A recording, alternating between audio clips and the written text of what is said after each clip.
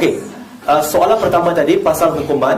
Okey, Jibril dah jawab dengan cantik dah. Cuma tambah satu saja lagi, iaitu saya nak kita fokus kepada bukan pasal hukuman. Okey? Tiada siapa di antara kita di sini adalah penguat kuasa ataupun pemerintah. Jangan fikir tentang hukuman. Sebab isunya ialah, sebab tu bila saya bagi ceramah tentang topik ini di mana-mana masjid, sebab saya tahu soalan pasti menyusul adalah tentang apa hukum orang murtad di sisi Islam dan juga di Malaysia. Sebab tu awal-awal mukadimah saya akan cerita topik ini tidak membincangkan soal hukum, tidak membincangkan soal perundangan, tapi topik ini membincangkan tentang punca dan solusinya.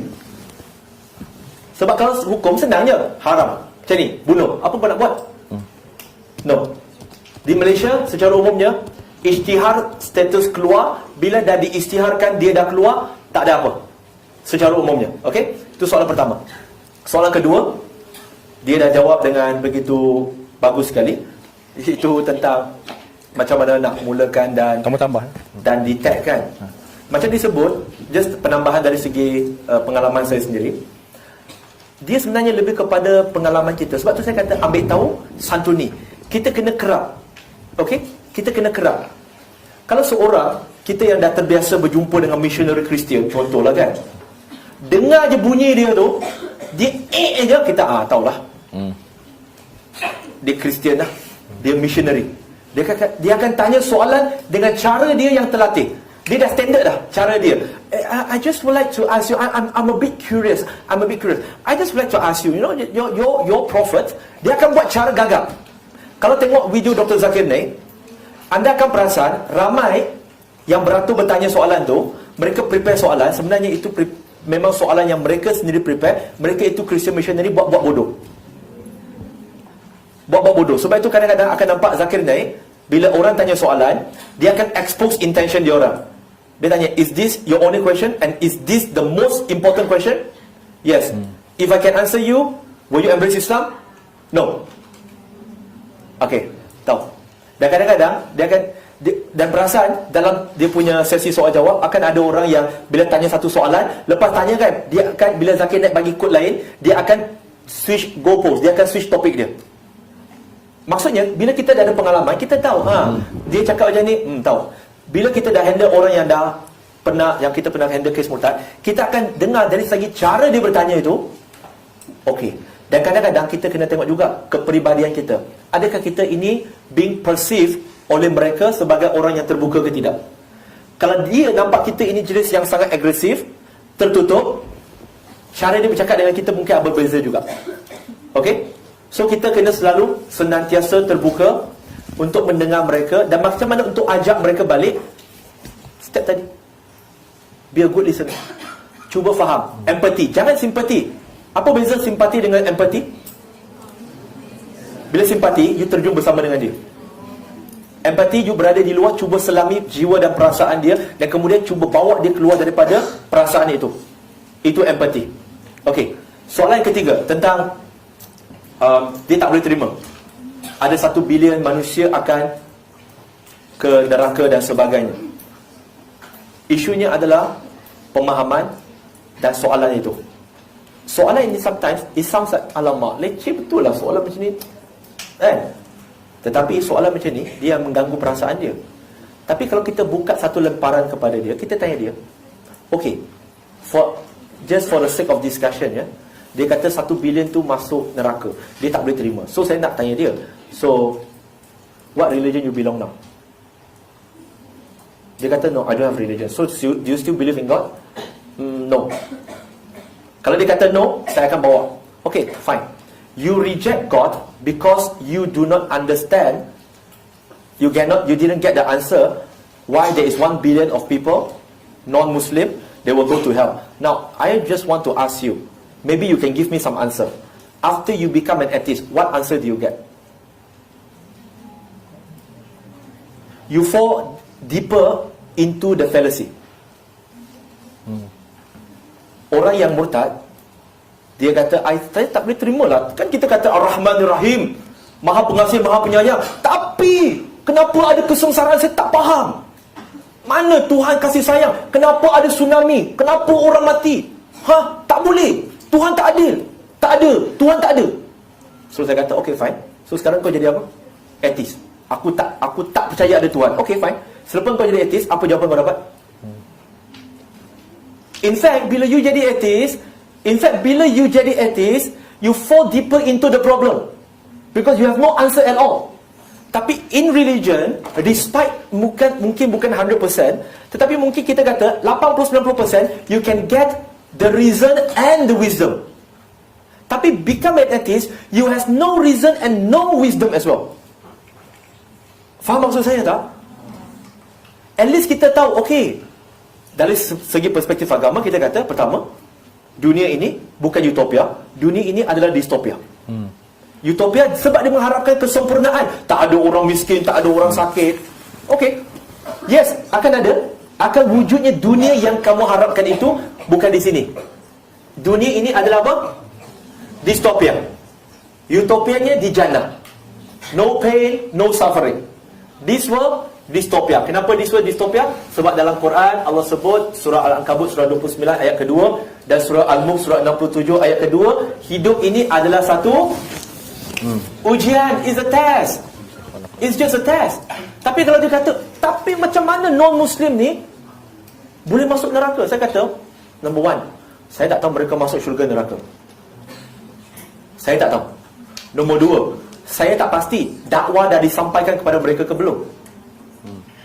Kalau dakwah tak sampai, surah Al-Isra surah 17 ayat 15 mengatakan Allah tidak akan mengazab satu kaum sehingga diutuskan seorang rasul. Dah ada orang dakwah kepada dia belum? Tak ada. Kalau tak ada, Imam Al-Ghazali sebut ada 3 golongan. Ini yang kita perlu jelaskan kepada mereka yang kadang-kadang mereka tak faham. Golongan pertama ialah dapat mesej tapi jenis yang kabur, yang tak jelas sebenarnya, yang dah distorted. Yang kedua, langsung tak dapat mesej. Yang ketiga adalah orang yang dapat mesej yang clear cut tapi dia reject. Golongan yang ketiga ini masuk neraka. Tapi the first and the second masuk tak? Tak. Belum confirm. Musnad Ahmad, hadis yang sahih. Nabi SAW sebut, di akhirat nanti akan ada 4 golongan yang akan diuji oleh Allah Subhanahu Wa Taala dengan mereka mengadu kepada Allah, ya Allah, aku tak dapat mesej. Ada yang peka, ada yang gila, ada yang tua dan ada yang budak-budak dan sebagainya. Mereka mengadu, kata, aku tak dapat mesej. Maka Allah bagi ujian satu lagi, suruh mereka terjun dalam neraka. Siapa yang terjun, dia masuk syurga. Siapa yang tak terjun, dia masuk neraka. Allah Maha Adil. Okey? Boleh faham maksud saya tak? Dan kalau dia kata, kenapa Tuhan tak bagi semua masuk syurga? Saya kata, kamu belajar kat mana? University kan? UIA kan? Betul kan? UIA kan? Okey. Korang ada test tak? Ada yang lulus, ada yang gagal tak? Tak boleh. Cikgu tak adil. Dia kena luluskan semua. Korang susah payah belajar 3-4 tahun. Guru ni ada kasih sayang tak? Ada. Dia sepatutnya luluskan korang semua. Dan sepatutnya dalam UIA, kita kena buat satu demonstrasi tiadakan ujian. Sebab universiti ini adalah waktu kita perlu enjoy. Tak ada suffering, buat assignment tak ada. Sepatutnya begitu. Apa dia akan jawab? Dia kata, nak masuk universiti mesti ada ujian. Kalau tak ada ujian, nak tahu siapa bagus, siapa tak bagus, mana tahu. Kalau bayangkan pergi satu kolej perubatan, semua diluluskan masuk jadi doktor, aku rasa aku tak mau pergi hospital. And there is no benefit for people who are being hardworking. Dalam dunia pun ada konsep ini. And you expect God, just to allow everyone to go to heaven? No. God give everyone fair chance to achieve. And God tests us differently. We are running in our own marathon. Itu saja. Ini yang kita kena maklumkan kepada mereka. Okay? Lepas tu yang soalan keempat tentang Nas Daily. Okay, saya nak tanya. Saya nak buat satu kajian sikit. Siapa di sini yang ikut Instagram ataupun Facebook saya? Tak ada. Angkatlah tangan. Tunjukkan sokongan sikit. Okey, tak ramai. Okey. Banyak isu semasa yang begini saya dah ulas. So kalau yang tak ikut Instagram dengan Facebook tu silakanlah. Ini bukan saya nak, it's okay, tak ikut pun tak apa. Cuma di situ saya akan share banyak kaji selidik dengan kami punya research dan pandangan terhadap certain issue. Kami apolitical, tak ada masuk politik. Saya bukan politician. Siapa yang ikut saya tahu, saya kritik parti ini, saya kritik parti ini, saya kritik orang ni, saya boleh puji orang yang sama. Apa dia buat betul, saya puji. Apa dia buat salah, saya kritik. Bukan suka-suka, tapi being very objective. Now, pasal Nas Daily, saya pernah kata, ini adalah satu cara untuk menormalkan sesuatu. Kita nampak dari segi dia cuba nak menormalkan hubungan Israel, menormalkan Palestin, menormalkan pencerobohan Israel ke Palestin dan sebagainya. Dia cuba menormalkan bahawa it's okay, there is no religion. Baru-baru ini 2-3 minggu lepas dia keluarkan satu video tentang babi. Kan, lalu dia cium peluk babi tu. Dia kata, being a Muslim, I was born to hate the pig. Lepas tu, okay, actually religion is just the same. You just have to be a good person. Itu value dia cuba normalkan. Tetapi masyarakat tidak faham cara normalisasi ini. Ini yang saya panggil sebagai normalisasi. Normalizations. Banyak normalizations berlaku, tapi kita tak sedar.